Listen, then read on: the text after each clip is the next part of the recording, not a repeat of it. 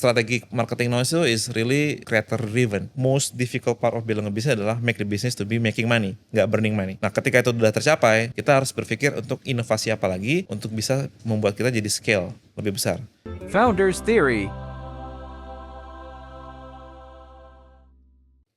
Hai folks, hari ini kita kedatangan owner, CEO, founder dari konten platform audio terbesar di Indonesia, Noise, Mas Rado Ardian. Thank you Mas Adit, thank you for having me. Mas Rado, terima kasih buat waktunya. Ya.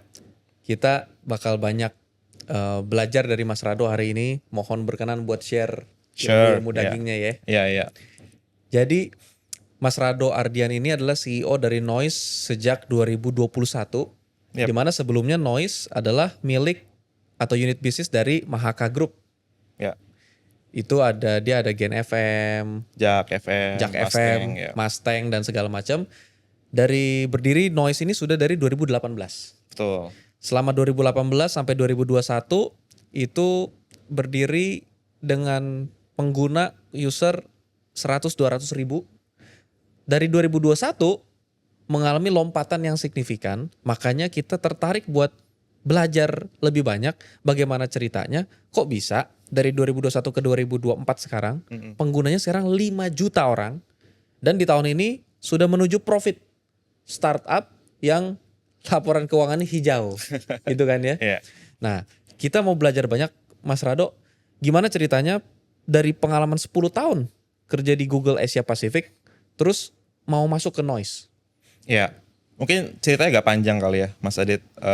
Dulu tuh sejarahnya karir saya tuh saya mulai dari consulting firm di tahun 2008. Jadi sebenarnya saya udah berkarir udah agak lama. Agak lumayan tidak umum, biasanya secara founder itu lebih muda gitu kan. Tapi di case saya tuh agak lebih tua sedikit. Jadi 2008 di consulting firm, terus di Google sejak 2012. Dan memang di Google itu saya banyak belajar beberapa bidang. Yang pertama adalah bidang media, which is Google kan ada produk seperti YouTube dan juga beberapa produk lain kayak Google Search, di mana tuh saya waktu itu role-nya adalah sales. Jadi sales itu apa? Di Google. Jadi kita membantu Google tuh mendapatkan revenue dari jualan YouTube ke para pengiklan. Jadi kita memastikan pengiklan tuh bisa beriklan juga di YouTube. Karena kan itu waktu itu tahun 2012 belum terlalu sebesar sekarang. Jadi orang-orang masih harus diedukasi tentang bagaimana sih bisa brand tuh masuk ke YouTube. Nah, tapi setelah 3 tahun pertama, saya akhirnya lompat nih ke bidang yang lebih ke produk. Jadi waktu itu saya masuk ke dalam tim produk Google Maps, produk operationnya Google Maps dan juga Google Store. Disitulah saya banyak belajar tentang gimana sih Google itu ngembangin sebuah software. Banyak belajar dengan product managersnya, software engineersnya, sehingga itu wawasan saya tentang building sebuah app atau sebuah produk itu banyak belajar dari Google. Nah itu semua berlangsung sampai ya 2021. Dan disitulah saya ngerasa dari pelajaran yang saya dapatkan di Google, dari bidang medianya, marketing, advertising, dan juga konten, terus digabungkan juga dengan pengetahuan bagaimana membuat sebuah produk atau sebuah platform, saya lumayan yakin dan confident, let's make something deh di Indonesia. Di sebuah platform lokal yang ibaratnya sedikit banyak bersentuhan dengan apa yang saya pelajari di Google. Ada teknologinya, ada kontennya, ada aspek advertisingnya dan lain-lain gitu. Jadi dari situlah saya cukup punya conviction yang kuat untuk bangun Noise di 2021. Walaupun memang waktu itu Noise kan sebenarnya bukan tipikal startup yang dimana benar-benar foundersnya bangun dari zero ya. Karena kan sudah ada kayak tadi yang Mas Adit bilang. Tapi waktu itu saya dan partner saya ibaratnya kita dulu dari Google by the way. Jadi kita memang waktu itu ngerasa pengen mencoba sesuatu yang baru, membangun sesuatu yang menarik, yang buat kita juga excited. Karena juga kita di Google tuh lama, 10 tahun lah. Dia 10 tahun, saya hampir 10 tahun. Jadi butuh tantangan baru, butuh excitement yang baru, sehingga kita ngerasa jumping to startup is one of the pathways. Dan waktu itu kita milih untuk membangun Noise karena Noise itu secara project, secara bisnis align juga dengan passionnya kita berdua. Ya kan, ada teknologinya, ada kontennya, ada kreatornya, ada aspek kreatifnya gitu. Jadi kita rasa oke, ini menarik nih, kita let's try to do this gitu. Jadi dari situ ya basically lah Noise jadi seperti sekarang kayak Menarik. gitu. Masuknya Mas Rado dan partner ke Noise itu adalah good deal buat kedua belah pihak sekarang. Ya, Buat Mahaka Group itu good deal, buat investor semua good deal, buat Mas Rado good deal karena penggunanya udah 5 juta sekarang jadi terbesar, terlengkap dan di tahun ini menuju profit. Saya bilang menuju ya, Ya. mengutip bahasa Mas Amin. Rado ya. Heeh. Dan ini kan good trend di tahun-tahun ke depan berarti sudah menemukan celah bisnis model yang Ya, hijau. Tapi pertanyaannya adalah good deal ini kan waktu awal ini bad deal punya percentage lebih gede. Karena tadi bilang dari Google kerja 10 tahun pindah ke sini, wah resiko. ya, Pasti juga buat Mahaka Group udah kembangin selama 3 tahun, datengin orang baru langsung di pucuk pimpinan atau kita cangkok. Wah itu resiko culture shocknya Ya. karyawan dan segala macam. Siapa yang approach duluan? Iya, jadi kalau kita udah di korporat kayak di Google waktu itu saya dan partner saya hampir 10 tahun atau 10 tahun itu ya, kita menyadari bahwa kita tuh banyak koneksi, banyak kenalan, banyak temen. Sehingga juga waktu ada kesempatan datang ke kita tuh itu juga karena banyak ngobrolan dengan network of inilah orang-orang di bidang tech gitu kan. Jadi waktu saya di approach itu kan Noise sudah ada kan. Tapi basically adalah seorang yang juga mungkin teman saya dan partner saya, kita ngobrol terus dia juga basically ngerasa bilang kalau ini ada kesempatan nih. Jadi mereka Tertarik yang gak? approach ke Mas Rado. Ya gitu. Tertarik gak kira-kira nih bidang ini sesuatu yang make you guys excited gak? Terus saya dan partner saya bilang waktu itu wah ini interesting karena kalau kita lihat tuh kayak gini. Waktu di awal tahun 2010-an YouTube kan masuk ya, udah masuk di Indonesia. Dan apa yang terjadi adalah YouTube mendisrupsi dunia TV dong. Ya. Kita semua tahu gitu ya. Tapi dan kalau kita lihat juga di media yang lain, misalkan website, Ya. mungkin mendisrupsi papers, Ya. ya kan, majalah, koran gitu kan. Tapi kalau kita lihat belum ada yang mendisrupsi audio, ya kan, atau kayak radio gitu. Sementara behaviornya orang kan udah berubah ya. Jadi udah sangat, terutama anak muda, di mana media consumption-nya akan lebih banyak dihabiskan di digital. Ya. Nah, jadi kita ngeliat waktu itu, oke, ini belum ada yang disrupsi dan ini kita ada sebuah produk yang sangat-sangat relevan kalau ibaratnya di-treat dengan benar untuk anak muda, ya udah let's do it. Dan kita itu kenapa juga karena kita juga salah satu yang paling awal yang berani mendisrupsi ini, kita juga itu yang menjadi faktor kita bisa leading the space gitu. Momentumnya itu Momentumnya. Dan kita waktu itu mulai di 2018 kan, 2021 cukup jadi besar dan itu ya kurang lebih beda 10 tahun lah dengan visual atau TV gitu kan. Jadi ya kita rasa ya kita datang di saat yang tepat juga gitu sih. Menarik. Jadi dulu orang SMS-an, akhirnya jadi WhatsApp-an. Betul. Dulu orang nonton TV, sekarang orang nonton YouTube. Ya. Dulu orang kalau denger musik di MP3, mereka denger musik di Spotify. Iya. Dulu mereka denger radio, Iya. sekarang mereka nge-noise. Iya. Gitu ya. Itu celah yang menarik, belum sempat ada yang eksekusi secara serius dan ini jadi pionirnya. Iya. Kendalanya biasanya pionir kan diincar sama Iya. pionir itu kan diincar sama raksasa di belakang. Iya, iya. Wah, nggak tahu nih radio works gak ya kalau disrupt ke online? Coba deh biarin noise jalan. Iya. Pas noise jalan, oh iya loh works. Ya udah kita bikin saingannya. Terjadi begitu atau malah investor, udahlah ngapain bikin saingan, udah invest ke noise aja. Iya. Pertanyaannya adalah apakah kalau jadi perspektif investor mendingan invest aja atau yang Terjadi gak saingan. kondisi di mana noise di setelah 2021 Mas Rado masuk Iya. muncul kompetitor-kompetitor atau sampai sekarang pun nggak muncul kompetitor? Oke, jadi kalau kita ngelihat kompetisi di industri ini, kita tuh saat ini lebih melihat apa ya? Belum seperti kayak di Amerika lah. Di Amerika tuh banyak banget player audio, ya kan, yang sifatnya digital. Dan kita ngelihat sebenarnya di Indonesia ini mungkin kalau orang top of mind-nya mau dengerin podcast gitu, itu dia kalau paling cuma ada 2 nama, right? Ada mungkin beberapa local player lain yang juga melakukan hal yang sama, cuman mungkin scale-nya di level yang udah agak berbeda Oke. gitu.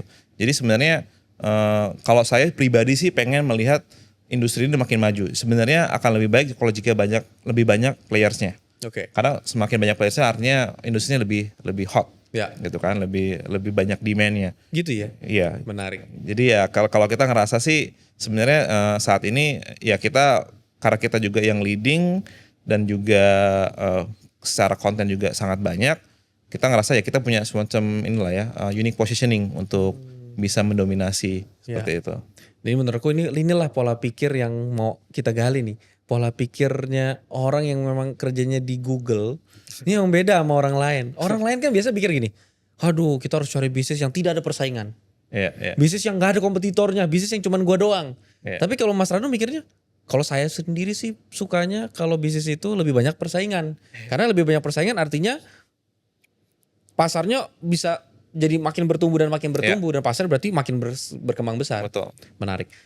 Spotify itu orang buat dengar musik. Hmm. Tapi beberapa waktu terakhir saya lihat mulai ada konten-konten podcast. Atau mungkin dari dulu ada cuman gak kedengeran aja. Saya gak tahu dulu emang ada podcast di Spotify gitu. Iya. Setelah udah ada ya mungkin 2-3 tahun terakhir saya baru gitu.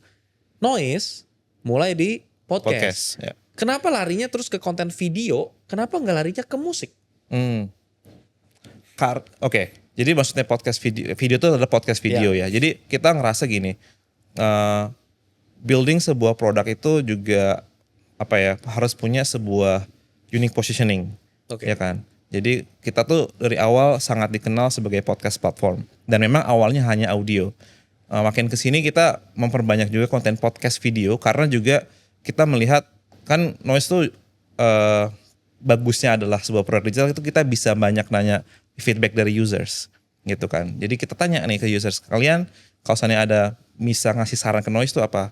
Banyak yang bilang kita pengen juga ada podcast video. Kenapa? Karena orang tuh kalau suka podcast terlepas audio atau video itu yang lebih mempengaruhi adalah behaviornya dia. Kalau misalkan dia let's say lagi jalan ke kantor atau ke kampus, ya lagi di kereta atau lagi di busway atau lagi nyetir, ya audio tuh lebih cocok. Tapi kalau dia ada momen yang dimana sebenarnya dia bisa nonton, dia juga pengen bisa nonton podcastnya, gitu. Jadi sebenarnya kita sebagai platform nggak boleh terlalu idealis juga hanya audio terus gitu. Tapi lebih melihat tentang consumer behavior seperti apa. Tapi pakemnya kita adalah kita memang kuatnya di podcast secara konten, gitu. Jadi kita that's why kita mengambil keputusan ya emang itu ibaratnya core bisnis kita ya kita double down di podcast. Tapi secara format kita lebih agnostik, audio video itu sama aja. Lebih melihat tentang kebutuhannya consumers apa dan kebutuhan kontennya apa. Kalau kontennya emang lebih sifatnya cocok dalam bentuk video, ya kita buat video. Kayak misalkan sketsa. Tapi kalau misalnya kontennya lebih cocok untuk audio, kalau horor karena menimbulkan theater of mind, lebih cocok audio aja gitu. Nah, masuk ke pertanyaan tadi terus yang kenapa nggak musik? Nah, musik is a different business, different game. Dan kita ngelihat kalau secara unit economics emang susah ya karena kan bisnis modelnya musik tuh ada keterlibatan musik labels, publishers yang dimana setiap $1 revenue itu majority of the revenue itu goes to the third party bukan ke platform. Jadi agak susah kita. Jadi kalau mau melakukan industri musik sih bisa tapi itu sangat capital intensive.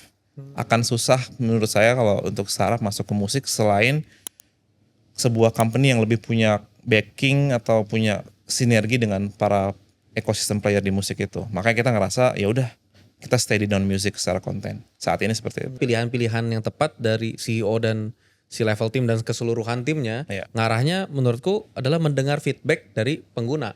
Kalau nggak mendengar feedback dari pengguna mungkin bisa banyak ngambil keputusan yang salah. Menarik. Mas Rado dengan Noise, gimana pun kita tahu ada fenomena audio konten yang merebak ke dunia. Di Indonesia tuh terjadi kalau nggak salah tahun 2020-an sekian, aku lupa persisnya. Tapi kurang lebih bulan Februari dan kayaknya hanya terjadi 1 bulan fenomena Clubhouse. Ya kan? Tahun berapa tuh Mas ya? Kayaknya pas COVID ya, 2020 lah. 2020 ya. Jadi 2020 itu ada fenomena Clubhouse. Fenomena di mana orang-orang di sosial media manapun posting kalau dia udah punya akunnya. Hanya yang boleh join hanya yang punya iPhone waktu itu. Pas fenomena yang terjadi ya. Hanya yang punya iPhone. Habis itu hanya boleh yang di-invite. Ya. Kalau tidak di-invite tidak boleh masuk. Ya. Ini kan maksudnya cara FOMO marketing ini mana pernah dipakai, maksudnya mana se-works itu gitu di Betul, sosial media kan. betul. Terus ngelihat wah ini menarik banget, orang ngumpul di Clubhouse. Uniknya Clubhouse buat yang belum tahu Clubhouse, dia kita bisa dengar semacam radio Ya. live tapi interaktif. Orang yang dengerin pun bisa ikutan ngomong, kalau dijadiin moderator, kalau enggak ya udah dia cuma denger dan segala macam. Gimana dari sisi pandang Mas Rado ngelihat konten audio itu naik? Apakah itu juga mungkin? Kan itu 1 tahun sebelum 2021. Ya. Apakah itu juga mungkin jadi pencetus? Gue terjun di noise nih, kayaknya audio menarik. Atau seperti apa sih memandang si fenomena Clubhouse ini? Ya. Jadi sebenarnya menurut penilaian pribadi saya ya, waktu Clubhouse besar banget di 2020 tuh, walaupun cuma beberapa bulan tuh, itu kombinasi beberapa faktor. Satu adalah hype. Karena ya kita nggak bisa pungkiri cara mereka juga create the hype tuh sangat-sangat bombastis lah. Kayak tadi yang Mas Adit bilang, hanya bisa iOS, sangat eksklusif, harus boleh cuma bisa di-invite. Itu jadi ngebuat efek kesannya ini eksklusif banget, jadi semua orang pengen gitu. Tapi itu strategi yang bagus untuk akuisisi menurut saya, untuk create the hype, create the brand awareness. Cuman ada satu fundamental issue di produknya waktu itu, yaitu ini apakah tetap applicable ketika tidak ada COVID? Ketika COVID, semua orang di rumah, lockdown, nggak bisa berinteraksi dengan teman-temannya, keluarganya, sehingga ada sebuah platform yang menjadi alternatif untuk connecting the people. Itu yang membuat Clubhouse waktu jadi seksi, Ya. right? Cuman pertanyaan adalah, banyak juga orang punya feedback kan, gue main Clubhouse sampai jam 3 pagi, sampai 2 pagi. Ya, saya salah satu. Ya, terus capek besoknya ya kan, mau mulai kerja lagi udah ngantuk. Jadi ada that kind of issues yang membuat secara use case produknya itu jadi questionable gitu. Dan menjadi pertanyaan besar adalah ketika COVID sudah tidak ada lagi, masih relevankah platform seperti itu gitu. Jadi kita ngerasa waktu itu, tapi kita tidak bisa pungkiri, gara-gara Clubhouse, the understanding about audio market tuh menjadi tinggi. Betul. Ya kan, dari kalangan investors, kalangan startup gitu. Interesting ya si audio ini. Makanya sebenarnya waktu itu yang saya lihat adalah format engagement audio discussion itu tidak salah. Tapi waktu itu mungkin Clubhouse secara platform, orang ke situ hanya untuk itu tuh menjadi sebuah isu. Makanya akhirnya fiturnya di-copy kan oleh Twitter. Ya. Dengan ada, atau X waktu itu, atau X ya, jadi ada yang bisa live audio atau beberapa platform lain yang bisa live audio. Jadi ya asalkan sudah ada existing community-nya dengan diberikan sebuah fitur itu, ya orang jadi bisa lebih menggunakan fitur itu dibandingkan harus ke aplikasi sendiri yang hanya untuk diskusi tentang itu.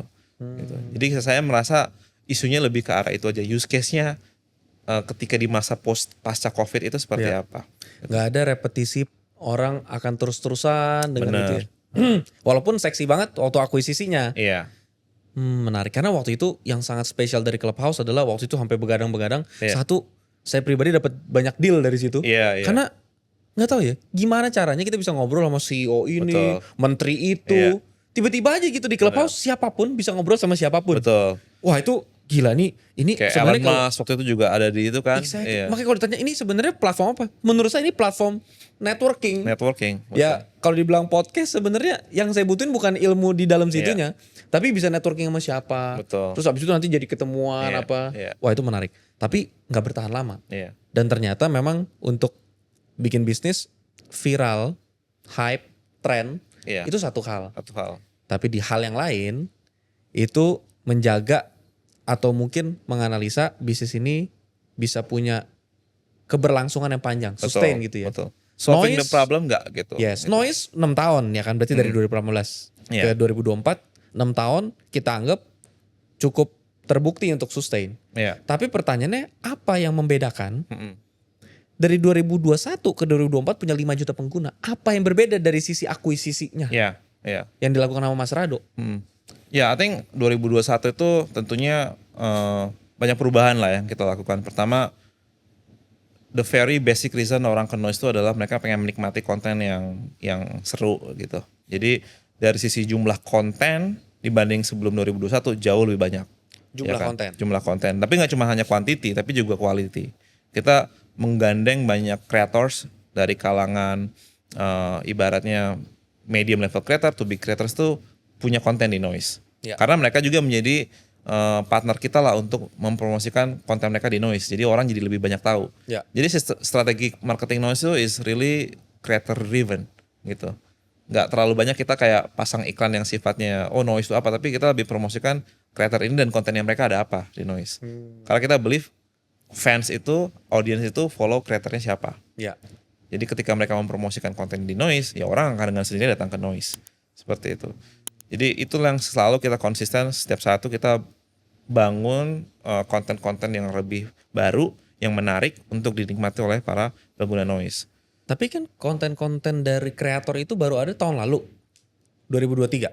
Oh, dari 2021 udah kita mulai bangun. Oh, tapi Iya. dari Noise yang pilihin kreatornya. Ya, jadi tentunya juga kita diuntungkan karena kan juga akhirnya 2021 close fundraising, ya kan. Jadi kita punya capital lah untuk berpikir untuk bisa memperbanyak koleksi konten kita sambil juga memperbaiki produknya, teknologinya, sehingga tuh orang kalau kontennya bagus tapi kalau nggak nyaman aplikasinya jangan juga nggak mau kan. Jadi ya segala macam aspek kita benahi lah waktu itu.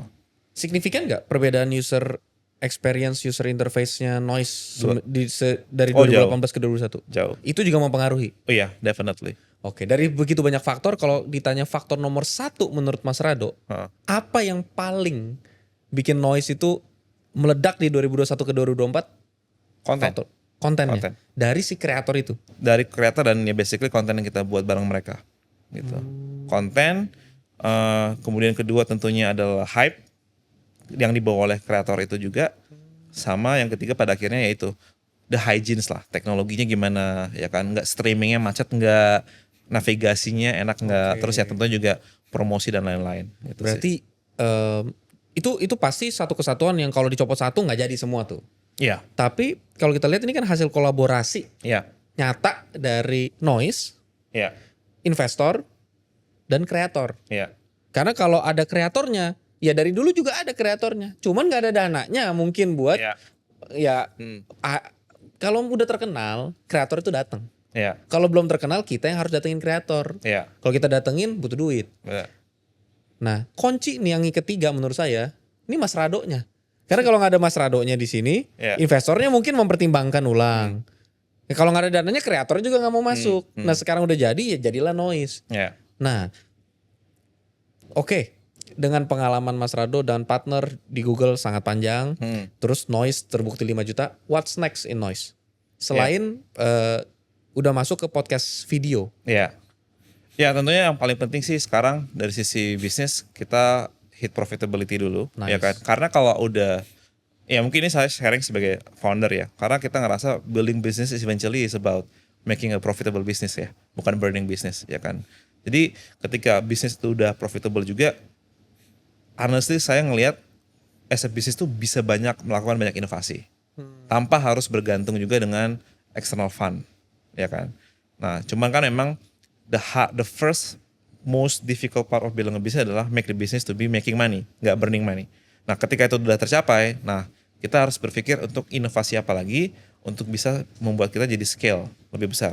Ya. Mungkin sekarang dari 5 juta, gimana cara buat menjadi 10 juta gitu kan. Atau mungkin dari kontennya misalkan angkapnya ada 100, gimana cara buat konten jadi 1000 gitu. Jadi kita ngelihat it's about how we can make sure the business model that we are working itu memang pada akhirnya berujung pada sebuah sustainable business. Nah, tapi ujung-ujungnya ketika bisnis sudah profitable, apa yang harus dipikirkan ke depannya adalah how we can make the platform to be bigger dengan lebih banyak konten di Noise.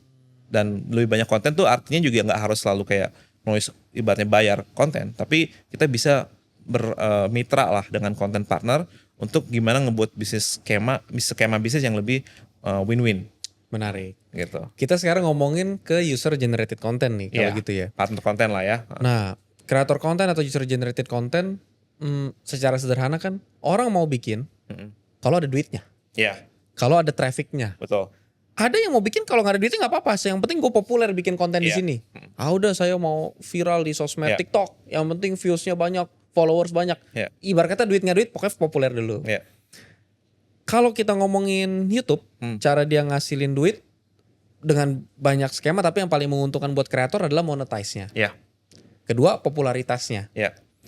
Karena trafficnya udah ada di situ. Betul. Kalau kita ngomongin Instagram, baru mulai mau dimonetize. Iya. Tapi itu pun saya nggak tahu itu works atau nggak works. Iya. Tapi yang pasti popularitasnya. Ya. Dari popularitas itu orang bisa endorsement lah inilah Iya. itulah. Kalau ngomongin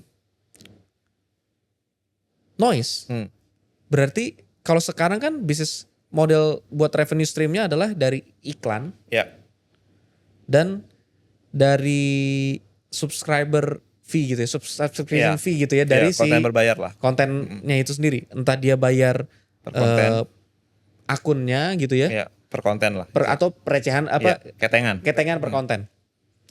Terus untuk si content creator, berarti kan harapan dia kalau saya mau bikin ini harus lebih banyak orang yang berminat membeli. Iya.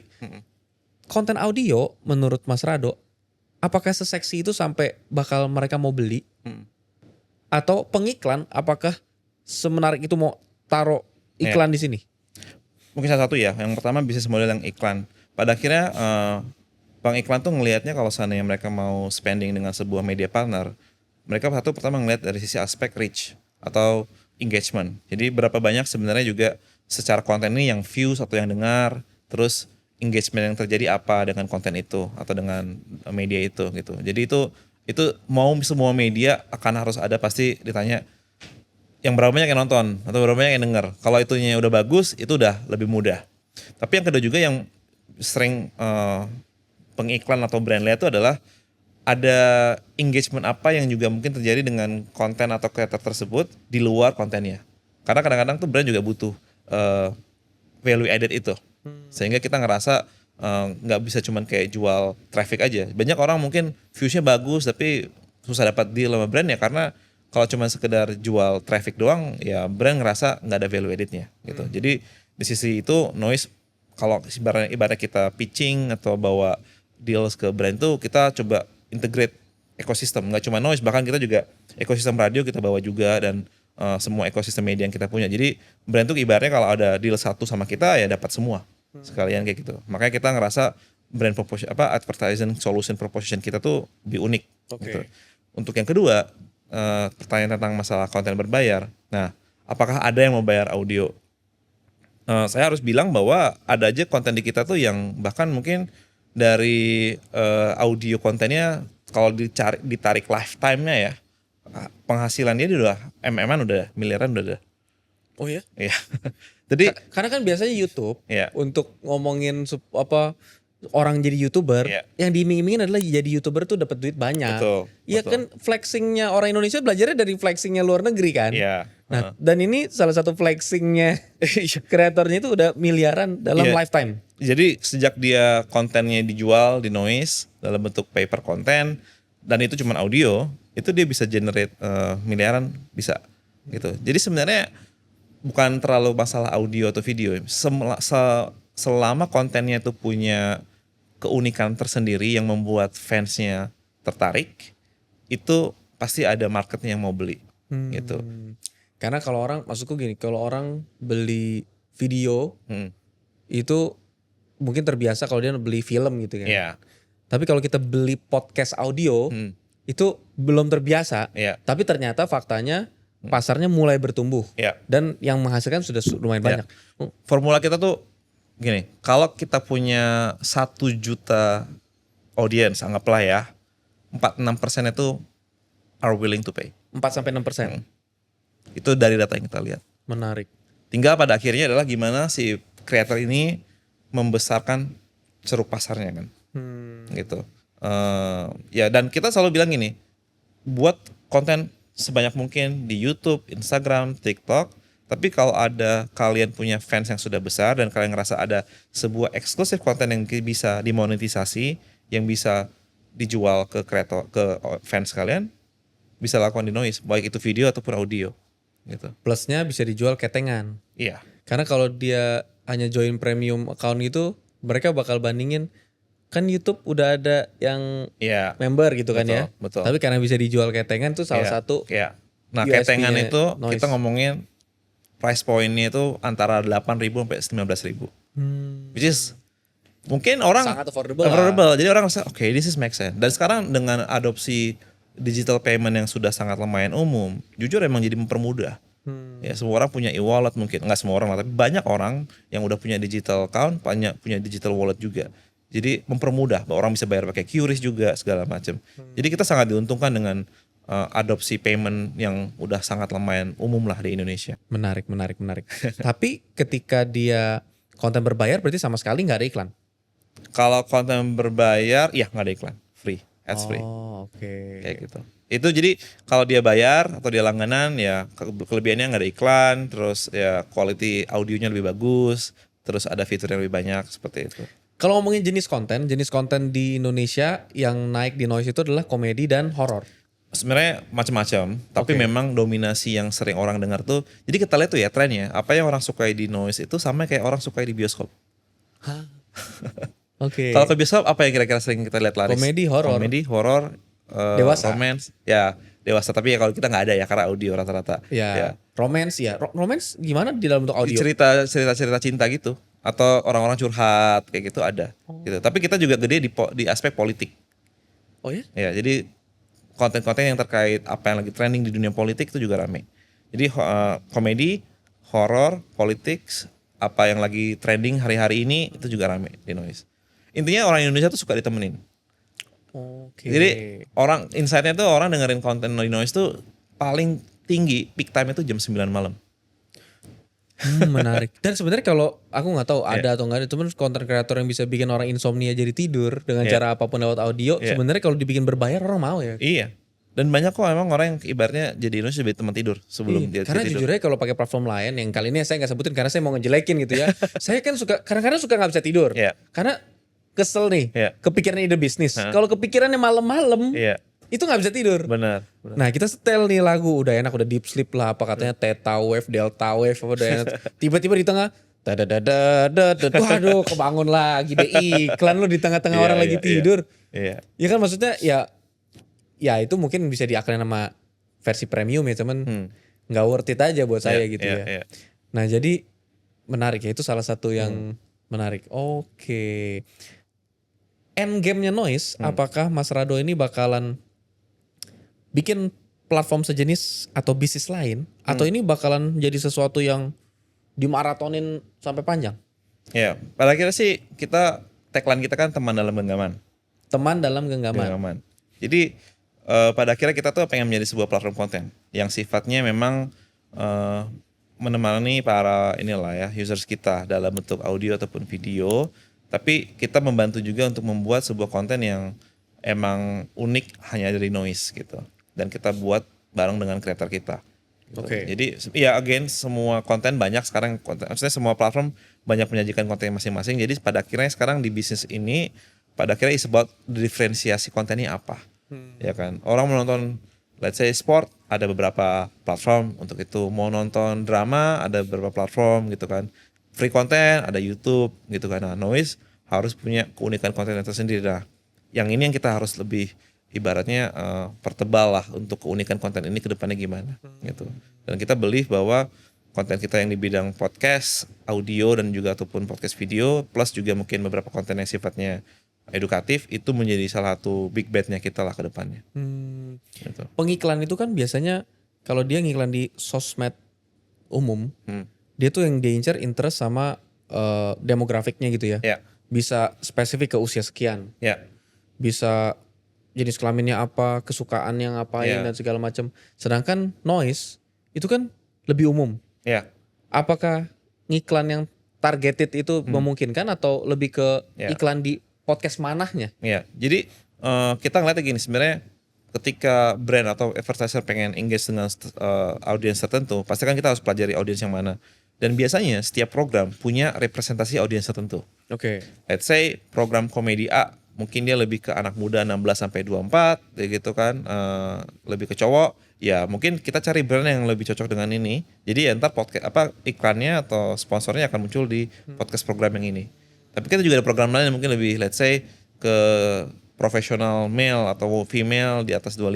Nah, itu kita akan cari brand yang lebih cocok ke situ. Gitu. Jadi pada akhirnya ketika kita berpartner dengan brand ya kita melihat kebutuhan brandnya apa dan kita ada program apa yang relevan buat brand itu.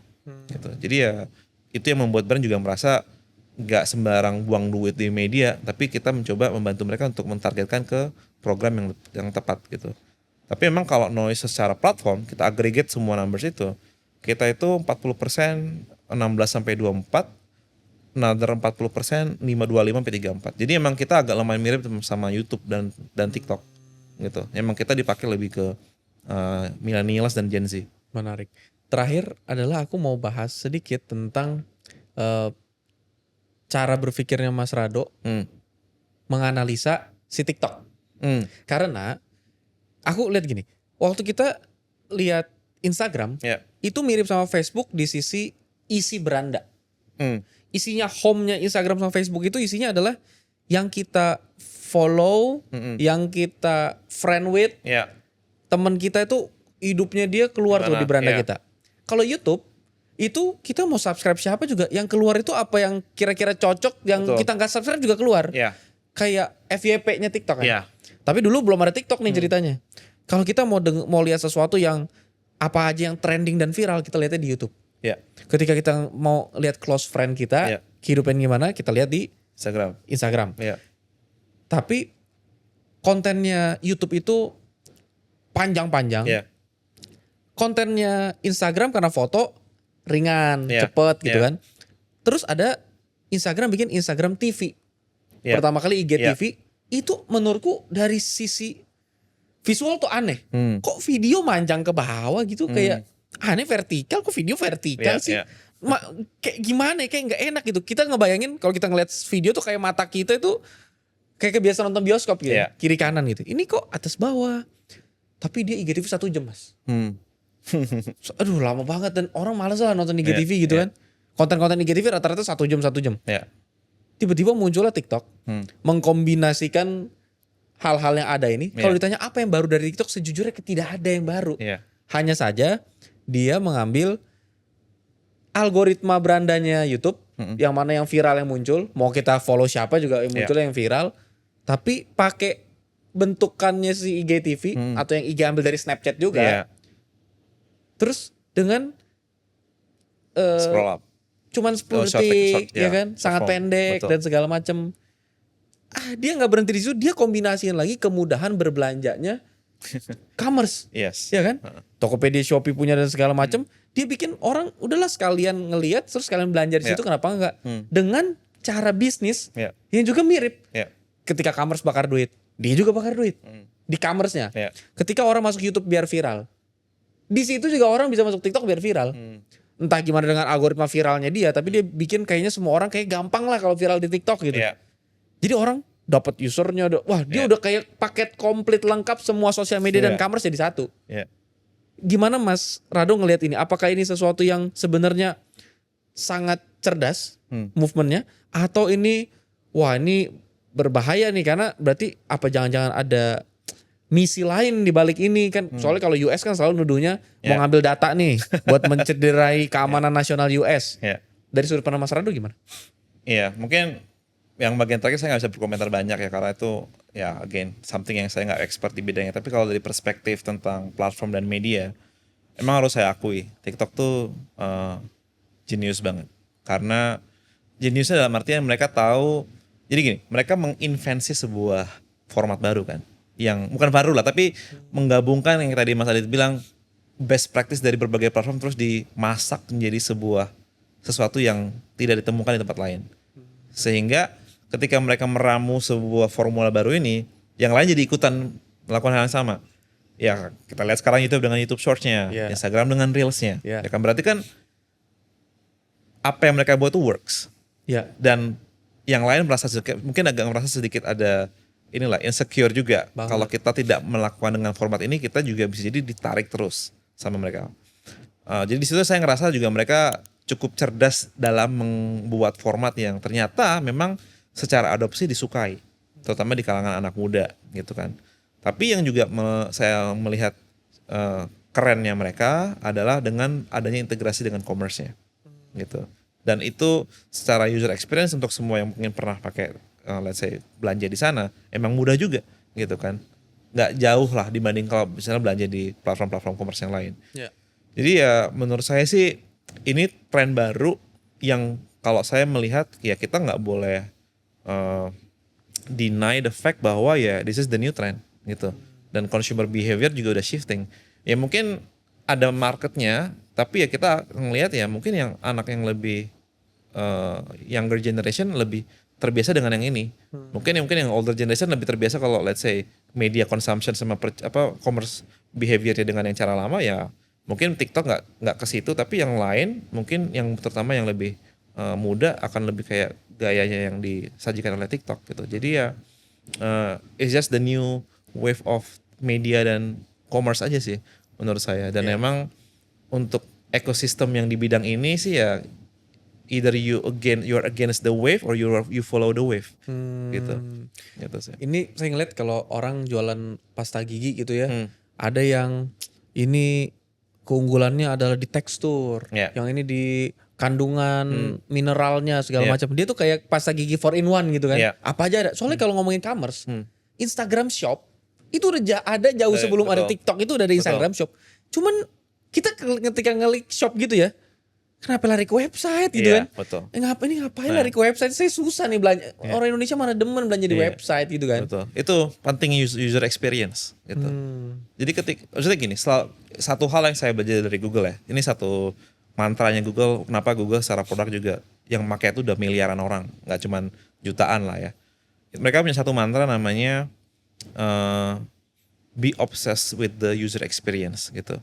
So if you focus on users, others will follow. Oke. Gitu. Jadi ketika kita mencoba menempatkan diri kita di perspektif seorang user dari sisi kemudahan, kenyamanan menggunakan produknya, ini kan sebenarnya logika umum ya. Tapi implementasinya kan nggak semua orang bisa melakukan. Gitu. Tapi ketika kita bisa membuat sebuah produk yang semudah itu dipakai, ya adopsinya akan skyrocketing. Gitu. Ya, karena kita juga building a platform. Saya bisa bandingin kadang-kadang kalau saya ngomong sama tim produk saya, itu TikTok ya, install app, buka langsung FYP lah yang dibuka. Jadi nggak harus ada yang namanya register dulu, ya kan. Terus cuman mungkin scroll 10 kali, TikTok udah ngerti nih, oh Mas Adit ini sukanya apa. Gila emang itu benar. Jadi onboardingnya itu udah semudah itu. Terus, wah kok ngerti banget nih sama kesukaan gue. Nagih terus sekali kasih iklan. Nagih terus sekali kasih commerce gitu. Jadi ya itu ngebuat orang pertama stick at the very very early dan juga nyaman, itu penting gitu. Dan itu TikTok membuat itu menjadi sangat-sangat berhasil sih. Dan itu yang harus dipelajari oleh banyak platform di luar sana gitu. Buat saya ini mahal karena ini tanggapan dari Mas Rado. Soalnya kalau ya semua orang bisa menanggapi lah, TikTok ini begini bagus, TikTok ini begini jelek segala macam. Cuman mereka tuh bukan pemain di platform konten. Nah, Mas Rado ini pemain di platform konten yang kita harus ngomong 5 juta itu gak gampang ngumpulinnya. Iya, gak gampang. Buktinya udah dilakuin kok sama Noise sebelumnya kok. 3 tahun juga, 100-200 ribu. 5 juta itu gila dalam waktu 3 tahun. Dan menuju profit. Kalau 5 juta bakar duit itu gampang. Maksudnya bakar terus gitu, ya gampang lah. Mau jangan 5 juta, 50 juta asal ada duitnya bisa. Tapi 5 juta menuju profit itu yang makanya kita mau tahu, terus gimana cara ngolahnya kan gitu ya. Menarik. Mas Rado,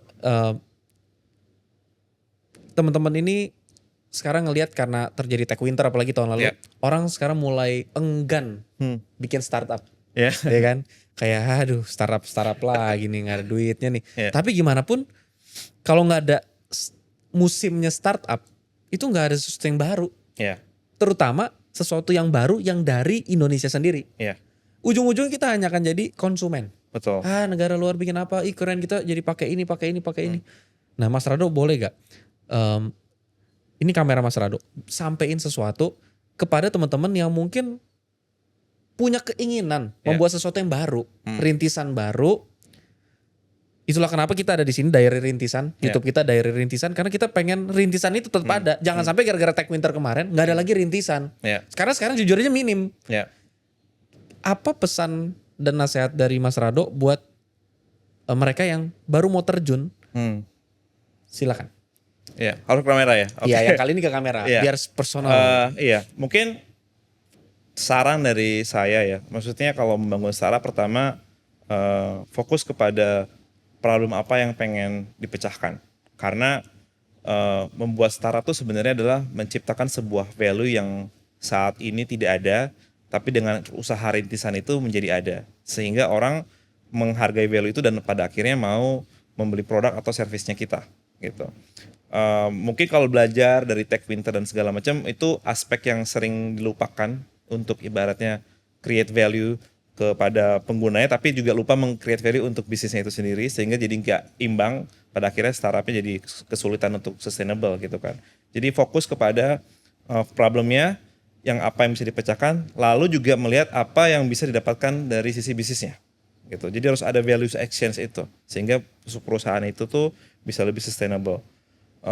Kedua juga mungkin karena ini founders theory, jadi ada satu aspek dari foundernya yang saya pengen share juga, bahwa menjadi founder itu bukan suatu peran yang mudah. Bisa dibilang sangat-sangat sulit. Saya belasan tahun di corporate, menjadi founder itu mungkin apa yang saya alami menjadi founder itu jauh lebih banyak ups and down-nya dibanding di corporate. Tapi bersamaan juga dengan itu yang saya pelajari dan juga saya dapatkan tuh mungkin 10 tahun di corporate didapatkan di dalam startup tuh 2-3 tahun. Jadi segala sesuatu tuh ada plus minusnya, sehingga untuk menjadi seorang founder itu again sangat butuh yang namanya mental resilience atau ya ketahanan mental untuk ibaratnya handle sebuah masalah yang muncul, karena pasti dalam mengusut startup tuh pasti ada masalah yang muncul, tapi ketika itu semua bisa diatasi, kalian pasti akan merasakan sebuah satisfaction, ternyata apa yang kalian bangun itu membuat banyak value, manfaat untuk banyak orang, tapi juga kepuasan dari sisi kalian udah banyak belajar juga dalam proses itu semua. Gitu sih. Wow. Itu kalimat yang kuat dari Mas Rado. Ya. Founder, CEO dari Noise, platform konten podcast terbesar yang podcast pertamanya ada di sini. Di Diary Rintisan ya. Thank you loh, udah membuat itu pertama kali saya bisa muncul di podcast. Yes, dan tunggu konten-konten kita di Noise. Saya Mantap. Sampai Thank you, ketemu, thank you. folks. Bye.